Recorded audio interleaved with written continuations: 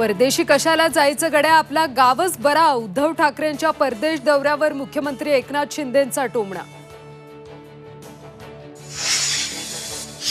Hinjawadi IT पार्कमधून तब्बल 37 कंपन्यांचं महाराष्ट्राबाहेर स्थलांतर. तरुणांचं भविष्य दावणीला बांधून सरकार सत्तेचा मलिदा खाण्यात मग्न. झी 24 तासच्या बातमीचा दाखला देत ठाकरे गटाची शिंदे सरकारवर टीका. आव्हाडांविरोधात वातावरण तापलं. आंबेडकरांचा फोटो फाडल्याच्या विरोधात भाजपचं राज्यभर आंदोलन. मनुस्मृतीवरून आव्हाड चुकीचं नरेटिव्ह सेट करतायत. फडणवीसांचा टोला तर भुजबळांकडून पाठराखण. आरोपीचा ब्लड रिपोर्ट बदलण्यासाठी महिलेचे सॅम्पल वापरल्याची सूत्रांची माहिती. तर डॉक्टर तावरेंनी ब्लड सॅम्पल बदलण्यासाठी दबाव टाकला.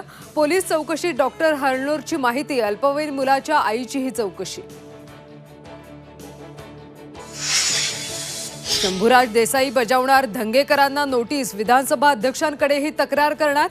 कार अपघात प्रकरणी केलेले आरोप धंगेकरांना भोवण्याची शक्यता.